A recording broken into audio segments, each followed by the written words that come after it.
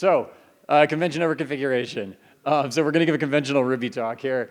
I started the project, as we do with many things. Claude, can you plan me a lightning talk according to Rails best practices? So we've got, we're going to yes and that. New title, Side Quests, the real Ash Villagers was the gems we made along the way. Claude's still working. Let's move on to the workflow. That looks professional.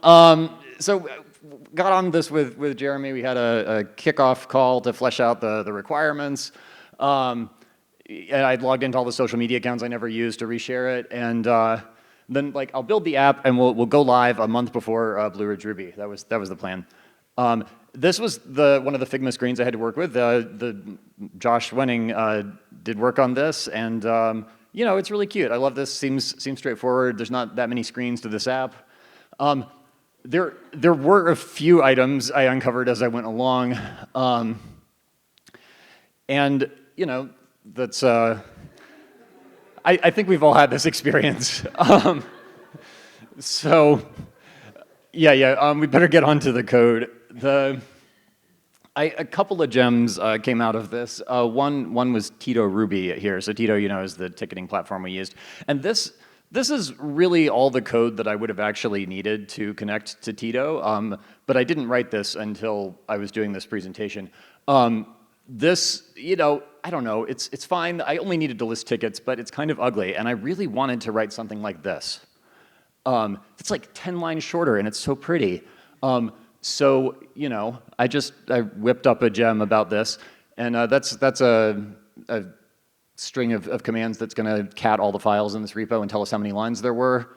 But I saved 10 lines talking to Tito in the app. So we also one of those requirements was we needed to get the color of the frame around the image.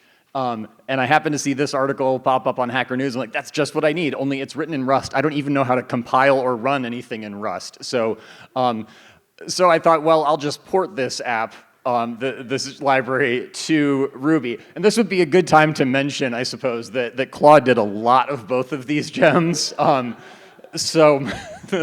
But my plan all along for it was I was going to try to find the right, the dominant colors in the images, and then to make them harmonious on the page, pick the nearest tailwind color at 600 or 700 intensity, because they all kind of look nice together.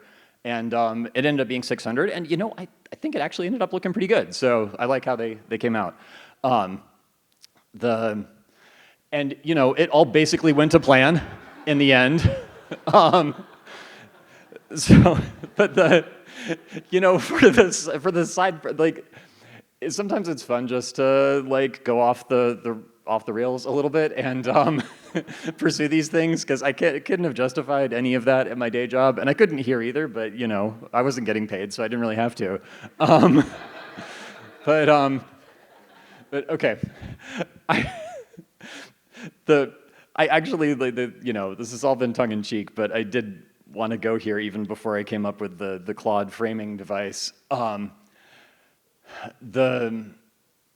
The reason I got into doing this at all was just because I heard Jeremy talking about it, and I've actually always wanted to go to Blue Ridge Ruby since I heard about it a few years ago, hadn't made it. I just think Jeremy's kind of fun, and I want to do something with him. And then, we got to a week out from the conference, and I still hadn't shipped this thing. So I was actually just finally said to my wife, I'm really stressed out because I really want to go to this conference, and I'm going to be ashamed to show up if I don't ship something on this. And she knew I'd been talking about it all for a couple weeks, but she's like, oh, okay. Well, so then we rearranged the schedule and figured out all the things that she could cover for me, and I had a few days to get it done, and sometimes it helps to be vulnerable and tell people what you actually need, because my wife does care about me, but we care about each other too. Thank you, Josh. Good job. Thank you.